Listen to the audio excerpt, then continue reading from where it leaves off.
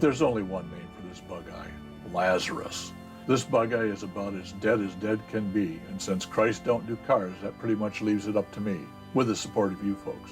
I'm going to do a little bit of a lot of different things in this video. First thing I'm going to do is, this is one of the heater vents. It looks like this. Actually, it's a defroster vent, sorry about that. And it sits in like this with the windshield coming down like that. Has two little tabs that screws run down through the dash, through the dash, down through the dash right here and right here. So these sit like this. Go up underneath, screw goes down through here, screw goes down through here, same on the other side. These are a bit rusted out. This one is not too bad, but on this one, this tab right here, the hole is rusted out, so I need to fix that. And my plan to fix that is, I have taken a piece of 18 gauge and made this little piece right here. Come on, there we go. Drilled a hole through it. And my plan is to weld that on top of this piece. Now, this stuff here, can we get that to where we can see what the hell it even looks like? Kind of, sort of. This stuff here is about, I think it's supposed to have been 20 gauge. So that means when I go to weld it, the first thing that's going to want to happen is it's going to try to blow through. My way of fixing that is going to be that I've put this piece of aluminum underneath of here, clamped this part down to here, scraped the paint off of here to make sure that I've got a good ground. I'll take this piece and clamp it down onto there like so.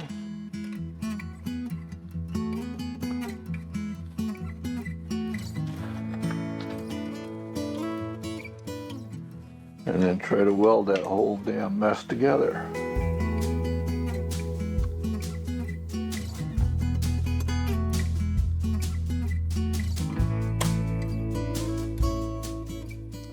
Don't like that.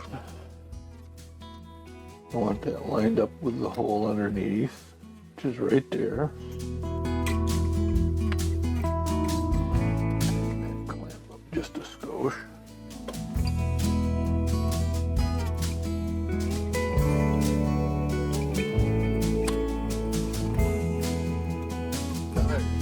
I think that is almost where I want it.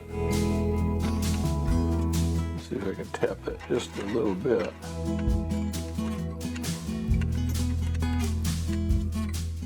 Please like, share, comment, and subscribe. For less than the price of a cup of coffee each month, you can support this project as a member on Patreon. See the links in the description below.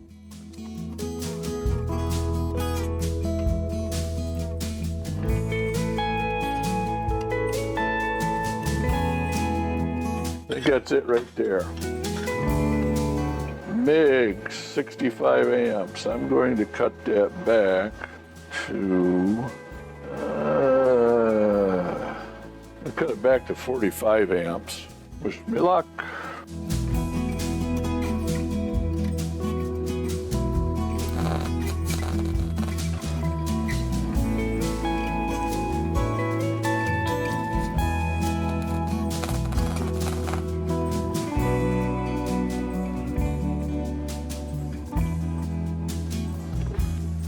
I need a little bit more amperage than that. Let's bump that up to 55. See what we get.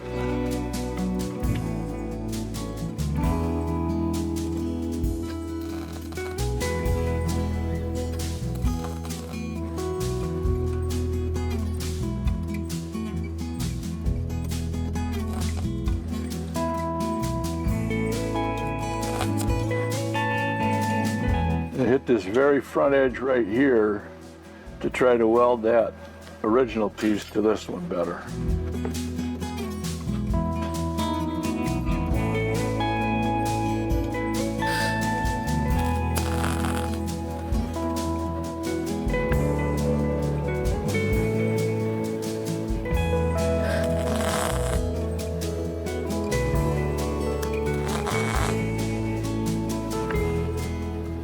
I don't know if we got it or not. Only one way to find out. That's to take it apart. So it's welded right here.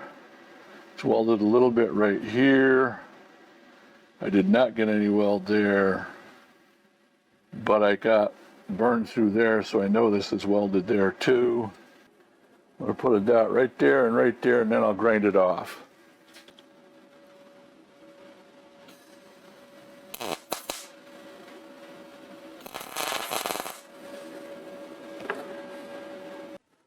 Ain't pretty, but I guarantee you I'll be able to run a screw down into that 18 gauge and have it hold. You see that okay, folks? Nope, I gotta come back this way. It ain't pretty, but after I grind it down, I guarantee you I'll be able to run a screw into that 18 gauge and it'll hold on it all right.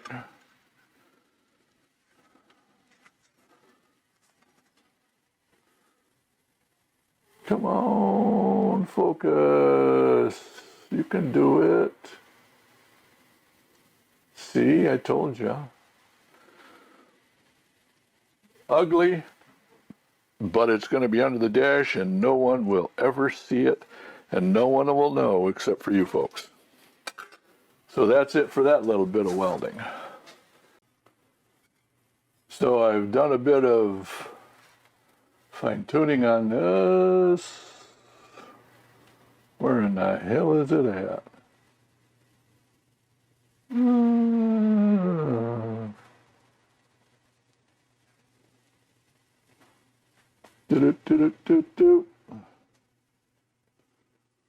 I've tried to flatten this out so that it matches the rest of the piece, so it'll screw up in there nice and tight.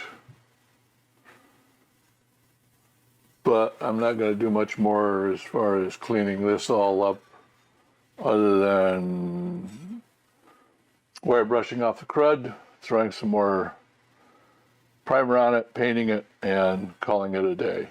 So I consider that done.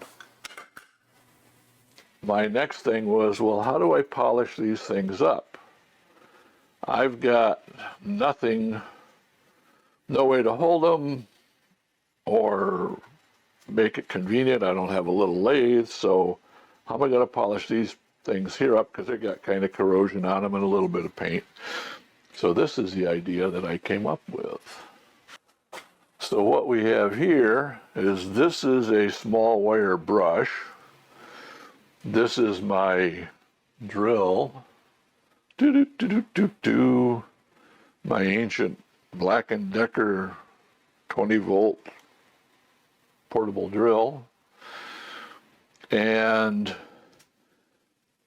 I jammed the aluminum collar onto that part of the wire wheel. Had just enough room to get a little bit of bite on the shaft for the thing. And now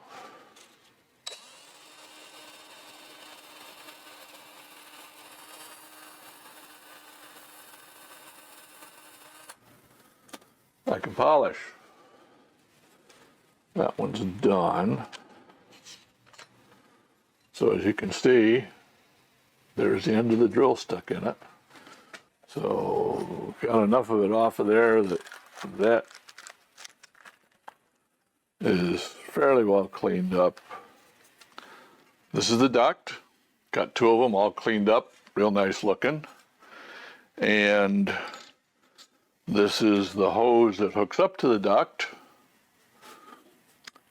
And it goes like so, and it literally just jams in there. Let's see, this one's gonna go, how is that gonna go? That's gotta go like that, which means that's gotta go something like that. No, must jam in the other end. Nope, has to jam in the other end.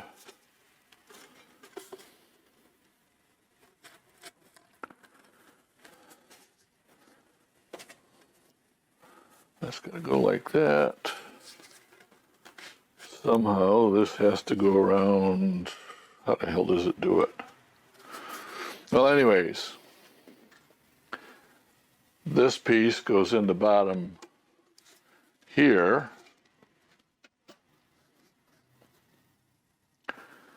Then this rubber piece here, oops, need a clamp. Clamp goes on, this rubber piece goes in, the clamp goes on to the rubber piece. Jesus Christ, I gotta get this right. All right, so the duct is up like this. This is like this. Aluminum tube goes up inside of the duct. This is a corrugated paper duct, by the way. First one I've ever seen in my life. Then this rubber piece goes up on the tube like so. This clamp goes down on here to clamp the rubber piece onto that aluminum piece. Sure it does. Get on there, you stupid thing. You wouldn't believe I had these all fit together, would you?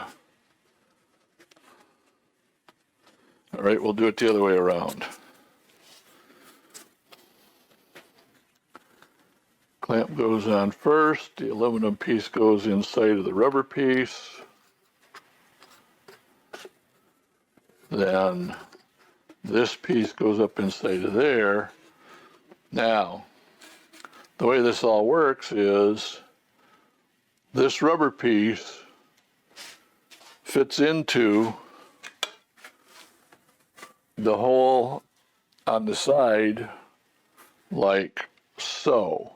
This is the rotted out heater duct assembly. Your heater sits up on top of here, blows air down through here, blows out through the side here to go to your feet. There's little flapper doors. Then it goes through this duct assembly to go up to your defrost your windshield. You're basically, if you have the heater turned on, you are defrosting your windshield all the time, no matter what. And we'll set that down there for right now. So what I have done is I have repaired hell. I made a whole brand new duct assembly here, heater duct assembly. Now the amazing thing to me is these rubber pieces are 66 years old and still in perfect condition. I have never ever seen any piece of rubber that was that old. There's no checking on them. They're still soft, they're malleable. I am absolutely amazed that these things even still exist. Usually I would expect them to be hard as a rock and just trash. especially considered all the rust and the crap that thing had in it.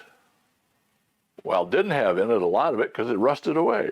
So these things are amazing. All right, so that's how it all works.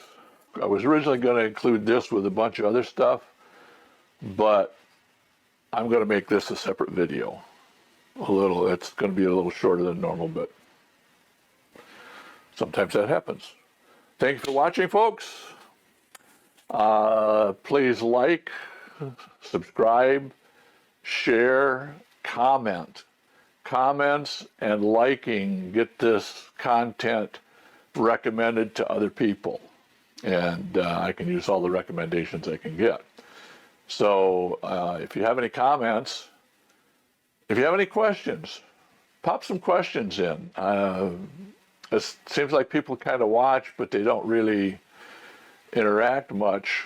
So ask a few questions about what's going on, because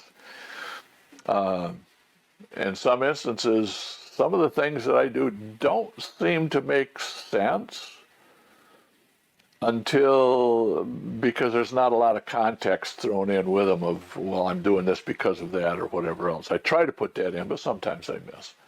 So please feel free to comment.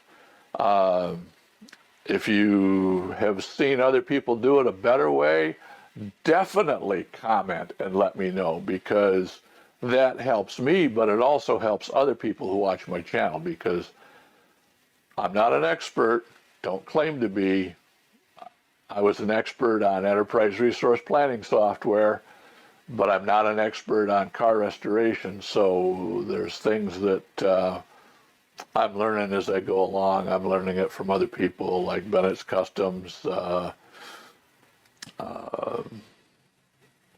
Fitzy's Fabrications. There's just a whole lot of places that I've been watching on YouTube that have good content. So if you've seen things that I haven't, let me know. If you've seen somebody who do it better than I do it, let me know. If you think you might have a better idea, let everybody know, because this is about sharing information. Thank you, folks. Y'all have a great day and a great life. Okay, folks, that's it for this episode of BugeyeBob. I really appreciate you watching and hope that, like me, you've learned a few things in this episode. Please like, subscribe, and comment on this video and share it with others. You can help support this project by becoming a member at patreon.com/BugeyeBob in the link below. Patreon paid members get early access to the videos, and in the future will enjoy question and answer sessions and live streams. As this channel grows, future Patreon member benefits will include bonus or extended episodes, member names and credits, and the ability to suggest topics for future videos. You can follow this BugeyeBob restoration on YouTube and Facebook at the links below. Once again, thank you for liking, commenting, subscribing, and supporting this channel. And remember that sometimes the most important job you can do is a dirty, thankless job.